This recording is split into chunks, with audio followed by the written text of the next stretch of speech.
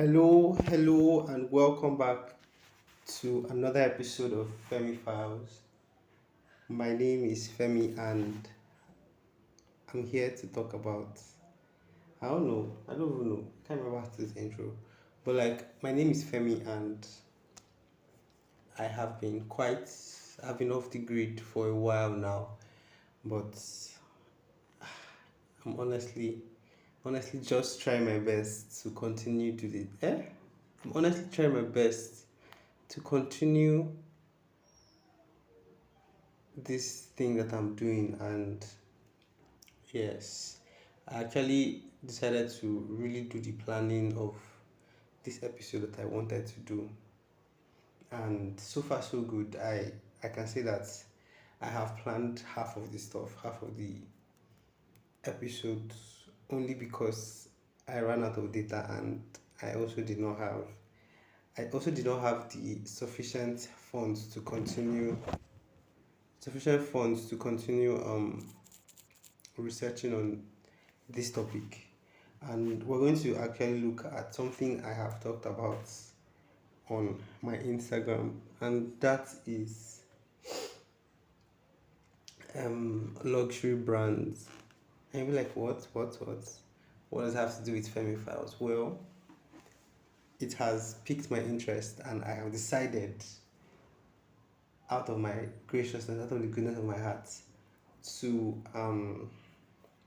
I've decided from the goodness of my heart to take you on this what do you call it, on this journey of my little of on this journey of knowing luxury brands and all that, from the little research I did. And first of all, before we start, I'd like to ask you a question. Do you like Are you a person of luxury? Or if you're a business person, do you think you sell luxury to your customers? So before we go any further, let's start by defining what a luxury brand is. So one of my AI apps actually helped me to define luxury brands as high-end brands that offer exclusive premium products or services that are characterized by high quality craftsmanship and attention to detail.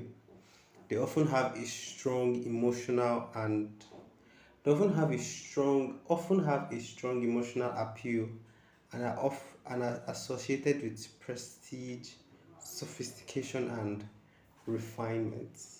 Luxury brands typically have a high price point and are often targeted towards affluent customers slash consumers who value exclusivity and uniqueness. So, from this little definition or this little description of what luxury brands are, I can already guess that some products are coming to your mind instantly, and can just be like, oh God, the drive behind this episode actually is because of people on my WhatsApp status, or like my WhatsApp contacts, or people that are marketing their products online, that I see them, they say I have um luxury bags at affordable prices. I have luxury shoes at affordable prices, all these things. And then some people now also like say on their status, they say luxury or nothing, nothing. The thing is that you expect someone to buy luxury items for you. You want to consume luxury. Do you really know? Can you really grasp the definition? Can you really grasp the total understanding of what luxury is? I made a post online, as I said earlier, and someone commented that I can't say that luxury cannot be affordable. Sorry, that what I said is not valid, because water is a luxury. That water is a luxury, as people say. And I was like, um is water. Can everybody afford clean water to drink? And the answer is a big no. Although that's not actually good. That's an actual problem on its own, but you get my whole point of view. The whole um idea of luxury should be is that it's not accessible by everybody. It's not you can't reach it. Not everyone can reach those products, those services. You feel me? Not everyone can comfortably afford it. Not everybody doesn't really need it. You don't need luxury item. It's just what do you call it?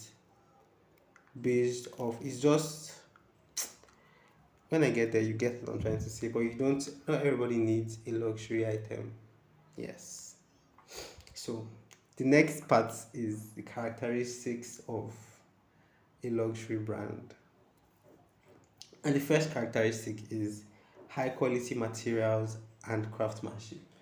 If you look at what brand will I use now? If you look at um, Hermes bags and all that, you notice they are fine. You notice the quality of the bags. You can't compare Hermes products to other products or some other products that you can find on the roadside. The seams on the products, the material of the leather, all that, the craftsmanship, the detail, the attention to details. Oh, that's even the second one. I'm joining them together. High quality materials and craftsmanship and attention to detail and precision. The energy, the effort put into that one product is how do I put it now? It is oh god, I can't grasp the word I'm looking for. It is not the same, it will never be the same as something you get from um what can I say any store? I don't know.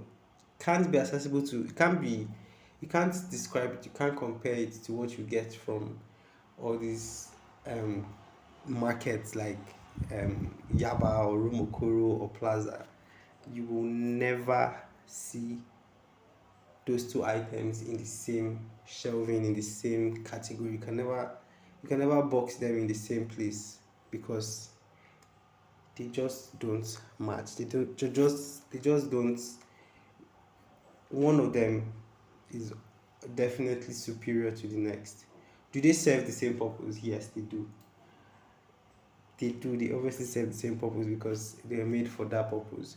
But there are some factors that makes one greater than the other one, and is what I'm trying to encapsulate in this episode.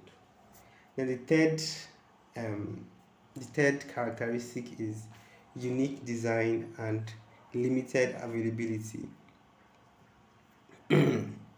Let's start. Let's go. Let me give you an instance now. Um,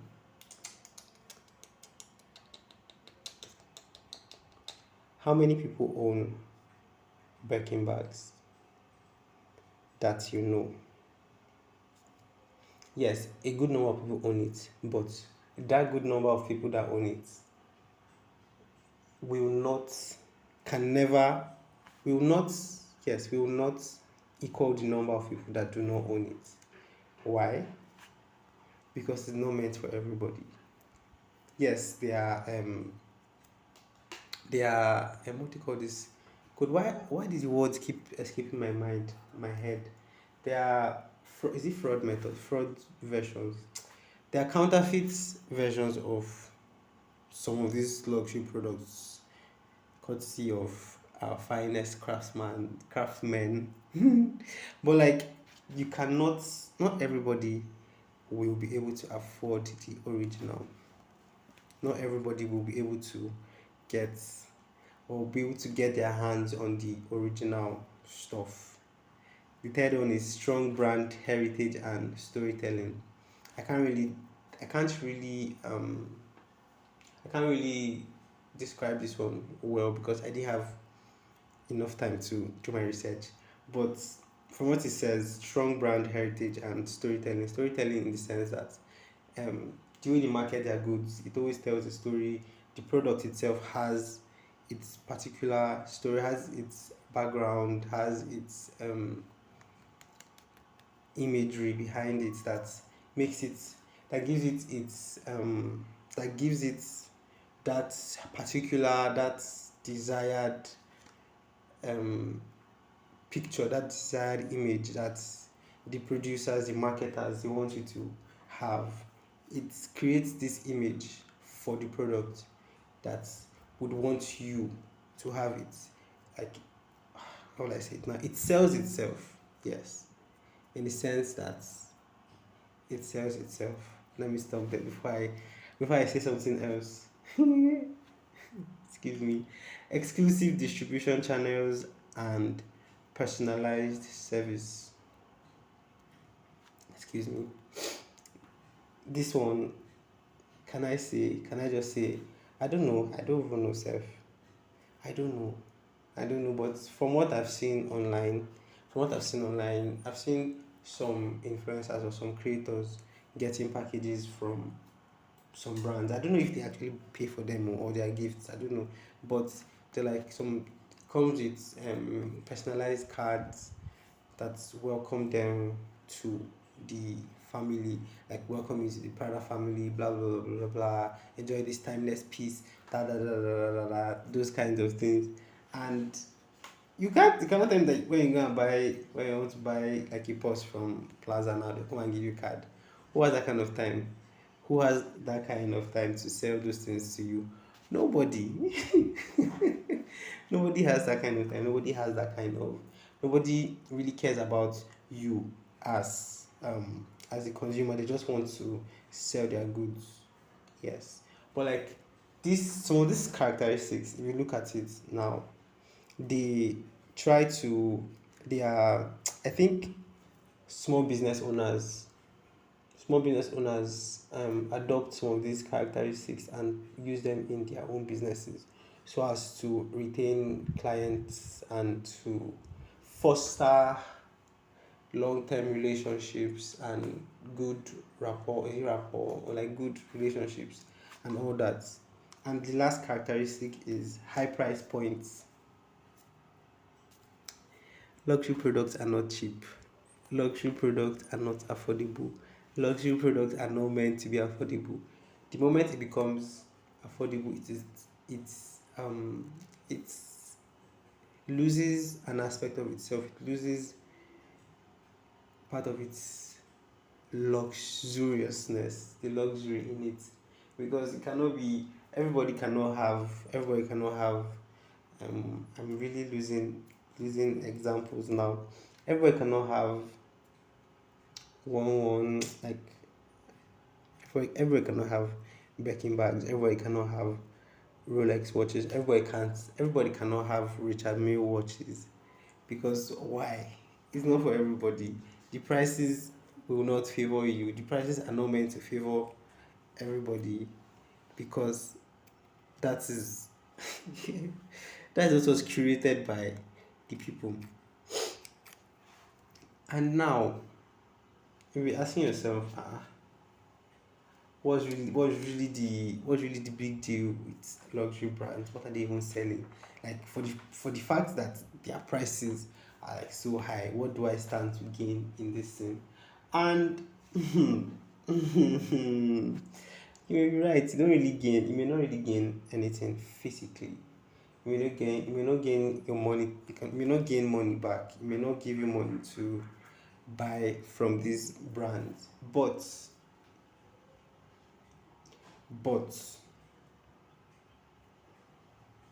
luxury brands, luxury brands, right, give you emotional, psychological, and social benefits.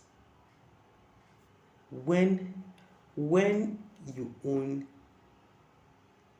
a Richard Mille watch, when you own, I'm back again to this Birkin bag, when you own something from these brands, cannot tell me that. You cannot tell me that you're not going to feel yourself up. You cannot tell me that people are not going to hype you up. People are not going to look up to you, because it actually does. It actually gives you those benefits, quote unquote, like prestige, status, exclusivity, and scarcity.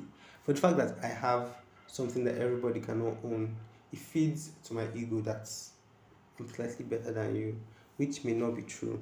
It may not be true. Don't get me wrong. It may it may not be true. Please. It also gives you a sense of belonging to a select group of people, like the ballers. You can like add baller to your name, because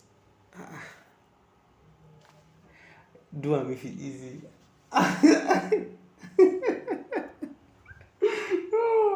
It also gives you a feeling of sophistication and refinement as a person of high society,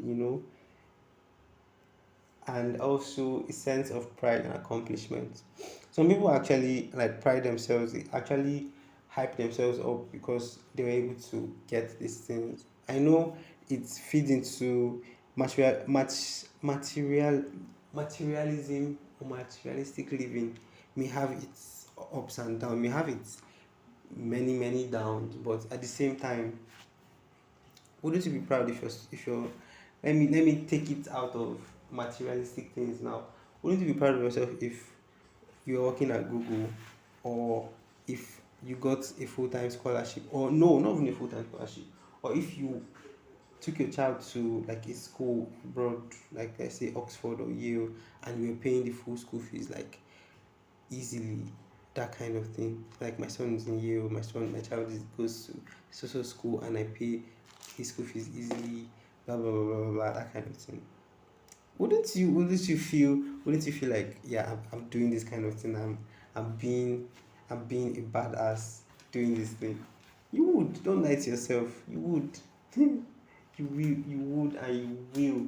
And even me said I say listen, I will, because I can't even lie to myself. I cannot not lie okay, I cannot lie to myself. And then the next point on my book, my list, is how do luxury brands create an emotional connection with customers. I'm going to run them down, because some of these things are part of the characteristics already. Storytelling, experiential marketing, personalization, sensory experiences, emotional branding, and building relationships. Yes, and building relationships. Let's start with emotional branding. Emotional branding um, has to do with the marketing part, the marketing aspect, and like the packaging materials used, like the aesthetics of your products. Yes, aesthetics of your products. How does it look? How does the packaging look when you're marketing, when you're advertising your products?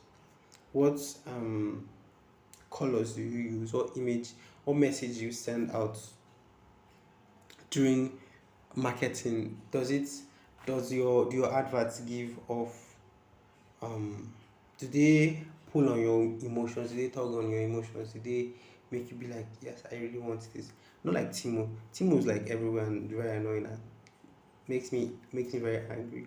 Whenever I see I don't know if this brand Lancome is a luxury brand, but there's this Oliver Rodrigo became the face of Lancome, and the whole this thing, the whole like call it, the ads that I was seeing at some point, they were so what's the word I was using, very very classy-ish in a way, if you feel me. They were they were and although I've never seen any of these um, ads before, like Gucci ads or Rolls Royce, no, or Rolex ads or Mercedes Benz. See, that is really the whole thing. Sef. I'm not the target audience, so I can't really see them. I can't see these kind of things. Anyways, go to personalization. I'm going to join personalization and building relationships together, because the kind of circle around the same thing, circle around these points of making the customers feel like they are part of the family, fostering long-term relationships by doing exclusive events and personalized communications, reaching out to the customers like once in a while because you don't want to seem desperate as a brand, and like checking up on them, those kind of things, those kinds of things. When you're in the family, you get, not when you're like introducing yourself to them, you don't want to seem too desperate. But that is a whole topic. That's a whole other talk. I think in next episode also because this is getting too long and too long for me, and my throat is paining me because I've been talking for 20 minutes now. So sensory experiences using sense, sounds, and touch to create a memorable and emotional experience. I have never bought a car before, but I can only guess that if you go to a cars company, like a car company or something, to buy their cars from them, I feel like cars have particular scents that they come with that just hits, just make you feel like this smells, this smells like money. You feel me? It smells rich. It smells um expensive. It smells tasteful.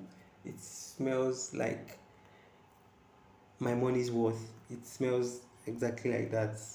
Also, the sound, like when you're opening. Oh God, have you ever opened good zip before? Like when you're opening a bag now, the sound that zips make, they have you know that they differ. You are definitely you can agree with me that the sound that zip makes, the zipper sounds are definitely they hit different based on their quality. So you can imagine the most expensive zip opening into your bag and then good smell just hits you as you open the bag. Can you imagine that? You can just imagine that, yes. I can imagine it too.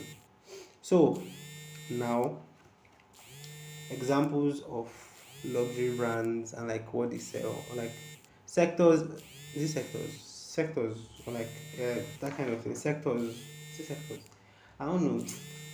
Okay, industries, luxury brands in various industries and examples of those brands. Under fashion, we have Gucci. Under jewelry, we have Tiffany and Co. I don't know who they are. Under watches, we have Rolex and like Richard Mille. I think Richard Mille is a luxury brand. Under hospitality, we have the Four Seasons. I've heard them a lot in movies. Under automotives, we have Mercedes Benz and what they call this one, and there's also La Mer for I don't know what they do. And there's also Hermes. Yes. Mm-hmm. Yes. So to the final thing for this episode, we're going to touch transitioning to selling luxury, and the first point is the first thing to note when you're transitioning into a luxury business is to differentiate between mass marketing and luxury branding. So in mass marketing focuses on reaching a large audience. Mass marketing focuses, it emphasizes features, benefits, and price. It uses a broad, inclusive language in marketing and all that. It employs loud, attention grabbing tactics like Timo or Temu, however you want to pronounce it. It's it's it prioritizes volume sales over brand loyalty, and for luxury branding, it targets a niche high-end audience. It emphasizes exclusivity, craftsmanship, and heritage. It uses refined, sophisticated language. It employs understated and elegant tactics. It prioritizes brand loyalty and emotional connection. rather than volume sales. As I said earlier, you, you don't see luxury brands shouting on their page, come and buy our Prada boxers, come and buy our Prada this, come and buy our this, our that. No, you cannot see them. You can't see them begging you to buy their products. You can't see them forcing it down your throat like Timo. But I didn't say that. You can't see them doing all those kinds of things because their products sell themselves, no matter the quantity. And I even think when they are producing, my own personal thought, I feel like when they produce, they just produce a specific number of goods, to sell scarcity. Like they're selling scarcity, they're selling an experience rather than the products. Be like, so this is the last in our collection and it goes for 1.2 million. I'm like, I must have it. Another person might say, no, I'll pay 2 million for it. I must have that bag. I must have it. I must have it. You must have it. Enter market and have it. But like, this is the end of the pattern of this episode. Excuse me.